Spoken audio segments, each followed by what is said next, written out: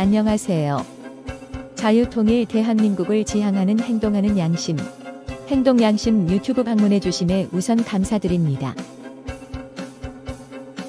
70년 넘는 세월 동안 피와 눈물과 땀으로 갖고온 위대한 조국, 자유민주주의 대한민국을 조선민주주의 인민공화국 쪽으로 끌고 가기 위하여 총력 쏟아붓고 있는 듯한 이 나라 주사파, 좌빨무리들의 준동으로 인해 세상이 많이 시끄러운 것 같습니다만 자유민주주의를 사랑하는 우리 대다수 국민들이 그야말로 똘똘 뭉쳐 그들 무리들을 확실히 척결하고 위대한 나라 대한민국 바로 세워야 할 것입니다.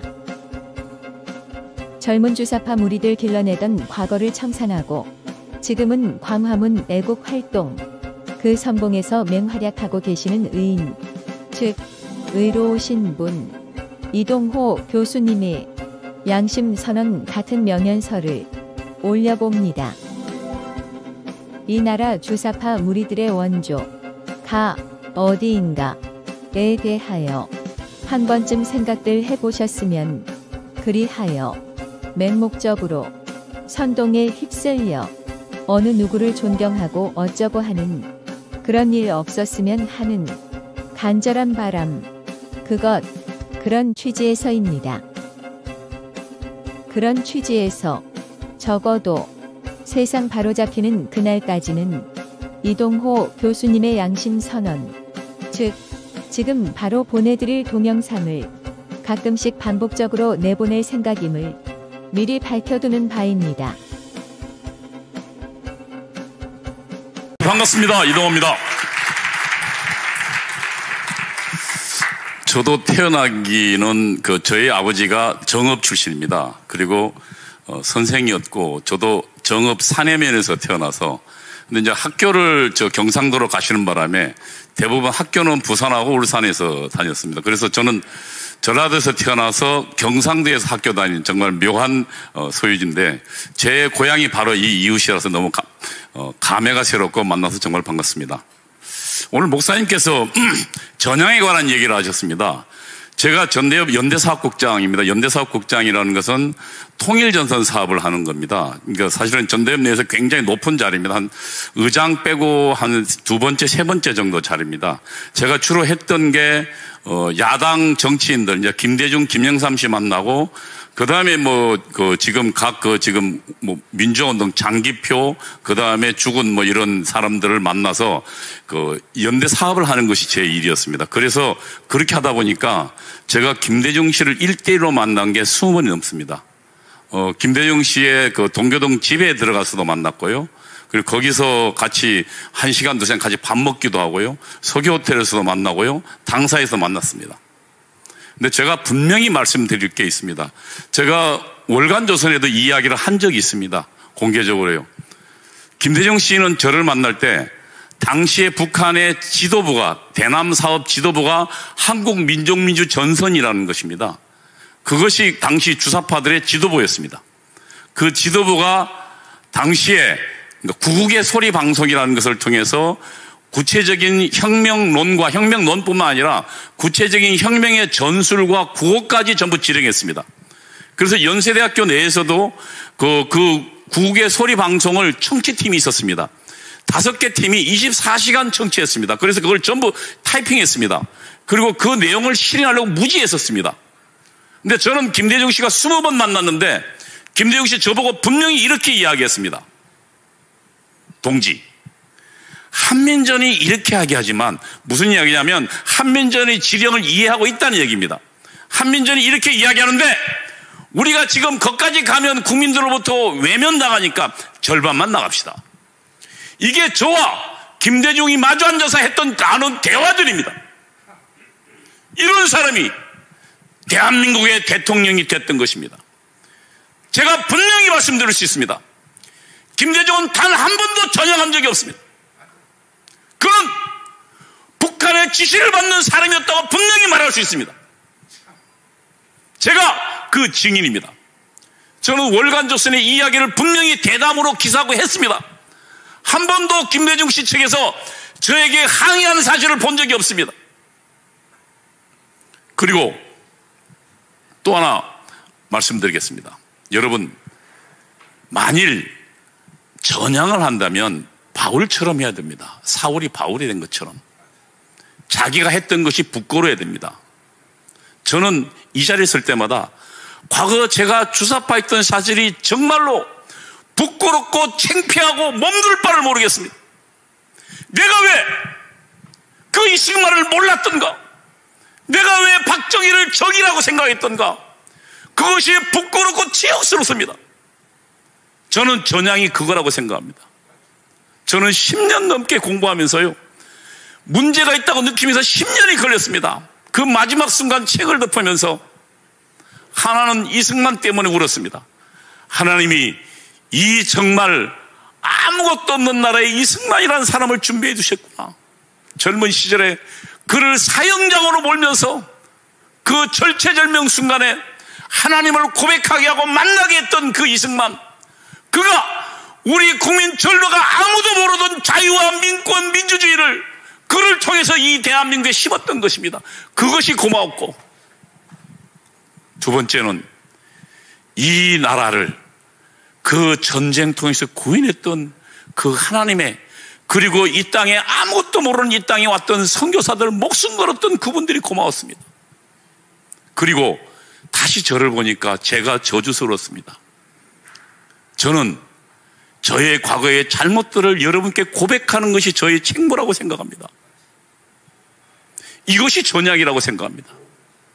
저는 그래서 아까 목사님 말씀처럼 김대중은 절대 않고 전향하지 않았다. 그는 끝까지, 그리고 그는 10억 불 정도가 간 걸로 압니다. 북한에. 그 돈이 우리에게 핵폭탄으로 나가왔습니다. 그것이 어떻게 전향한 사람이, 그는 대한민국의 적부를 돕는 일을 했던 것이라고 저는 분명히 말씀드릴 수 있습니다.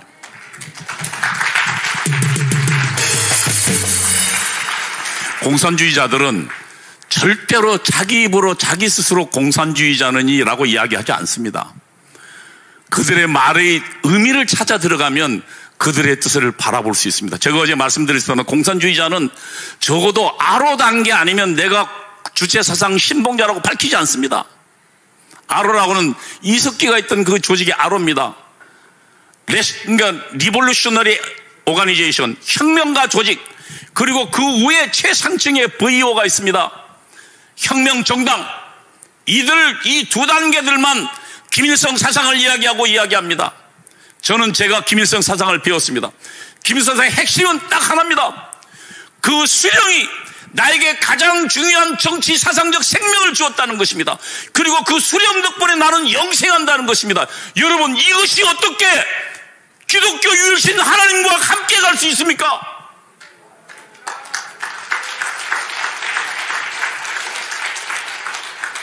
지금 목사님들은 아마 주체 사상을 따르는 자들을 지지하는 목사님들은 이 내용까지는 모를 것입니다. 공산주의자들은 입만 열면 자유는 이야기 안 합니다. 그들은 민주주의는 두 가지가 있거든요. 자유민주주의가 있고 오늘날 우리가 채택한, 그리고 공산주의가 채택한 전체주의형 민주주의, 인민민주주의가 있습니다. 그래서 민주라고 얘기하면 그래 어떤 민주인데라고 물어야 됩니다. 여러분, 우리가 똑똑해야 공산주의자들 그 가면을 벗어낼 수 있습니다. 그들이 평화를 이야기하면 그래 어떤 평화인데, 북한에 의한 굴종의 평화를 복종을 말하느냐, 아니면 자유민주주의를 위한 평화를 말하냐고 물어야 됩니다. 인권, 그래 어떤 인권인데 김일성 부자의 인권을 말하는 거냐? 라고 물을 때 주체 공산주의자들은 그들의 진면목이, 가면이 벗어진다는 것을 꼭 아시기 바랍니다.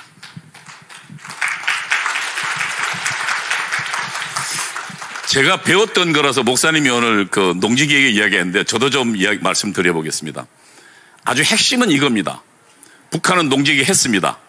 우리 김학성 교수님 학자니까 좀 말을 어렵게 하셨습니다만, 북한은 그런데 농사 있는 것만 하지 그 농지를 가지고 내가 팔 수가 없습니다. 내가 힘들면, 내가 내 땅이 많으면 예를 들면 1000평이면 그 중에 한 200평 팔아서 자식 공부시킬 수도 있지 않습니까? 근데 못 팝니다. 왜냐하면 그 소유권이 북한에 있기 때문입니다.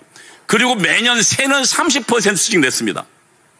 그런데 대한민국의 이승만 박사에 의해서 분배받은 농지는 30%씩 5년만 내면 그 땅이 내 것이 됐고, 필요하면 내가 팔 수도 있었고 살 수도 있었습니다. 열심히 일하면요. 그래서 이것을 받은 농민들이, 그리고 농민의 자신들이 6.25 전쟁에 나갔던 것입니다. 나에게 받은 이 땅을 위해서, 내 피보다 소중한 이 땅을 위해서 6.25 전쟁에 나가서 농부의 자식과 농부의 그 아들들은 6.25 전쟁에 목숨 걸고 피를 흘렸던 것입니다. 그리고 공산주의자의 선동이 넘어가지 않았습니다.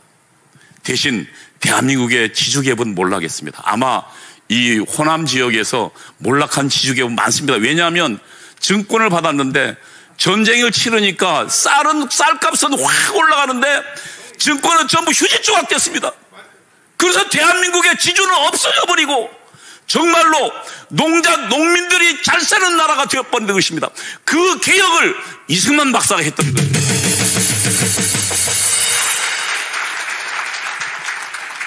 저는 지금 주사파들이 어떤 단계에 있는가를 말씀드리겠습니다. 혁명 바로 전 단계가 민중주도의 민주연립정부입니다. 말이 용어는 어렵습니다. 아주 심플하게 이야기하면 그 정부의 역할이 뭐냐면 첫 번째 파쇼 체제 개혁입니다. 파쇼 체제란 주사파들이나 공산주의의 용어인데 한마디로 얘기합니다. 보수 반동 정치인과 보수 반동 관료들 그리고 보수 반동 재벌들을 없애는 것을 말합니다. 여러분, 그것이 민중주도의 민주연립정부의 첫 번째 사명입니다. 여러분, 문재인 정부 들어서도 맨 처음 뭐 했습니까? 적폐청산했습니다. 적폐청산을 다른 말로 북한의 혁명론 말로 다시 번역하면 파쇼 정치체제 개혁이라는 것입니다. 이것이 문재인 정부가 한 것입니다. 그에 따라서 대통령 2명 구속시켰고 고위관료 150명 감옥 보냈습니다. 그리고 지금 보수단체들 아주 피를 말렸습니다. 그리고 재벌 이재용 그 다음에 롯데 모든 재벌들 다 감옥 갔다 왔습니다. 이게 북한의 혁명론을 따르는 결정적 증거가 아니고 무엇이란 말입니까, 여러분?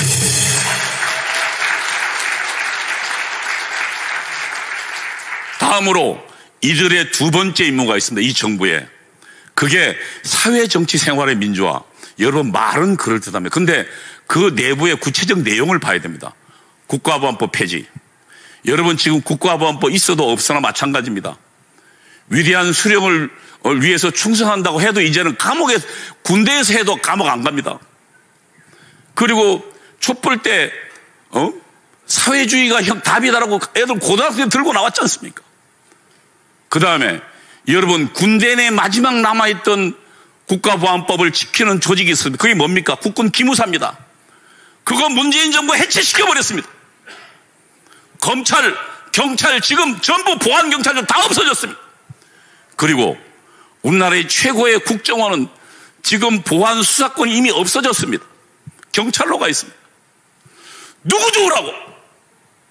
저는 문재인 정부에게 분명히 경고합니다. 그리고 분명히 말씀드릴 수 있습니다. 이 정부는 북한만 이롭게 했던 정부입니다.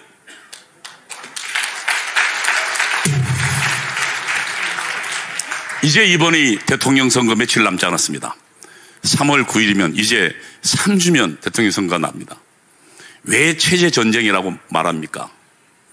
여러분, 이제 만일 문재인 2기가 대통령이 된다면 우리가 봤던 것보다 더한 꼴을 보게 될 겁니다. 저는 제가 주사파했던 사람으로 분명히 증언할 수 있습니다. 여러분, 대한민국의 자유민주주의 시장경제가 무너지는 것을 여러분 눈앞에서 보실 것입니다. 정신 바짝 차리고, 그러나 우리 국민들이 아직 저들의 선동에 다 넘어가지는 않았습니다. 그동안 광화문 혁명이 있었기 때문입니다. 정광 목사를 중심으로 한 광화문 혁명이 그들의 노력에도 불구하고 대한민국을 승리로 이끄는 기틀을 마련했습니다. 그래서 우리는 3월 9일을 단순히 투표가 아니라 전쟁으로 맞이해야 됩니다. 우리가 내일 모레 광화문에 모이는 이유도 바로 거기에 있습니다. 그리고 우리 국민을 깨워야 하는 것입니다, 여러분. 이번 토요일 광화문에서 모여서 우리 국민을 깨우고 뿐만 아니라 3월 9일을 승리로 맞이하는 우리와 여러분이 되시길 바랍니다. 감사합니다.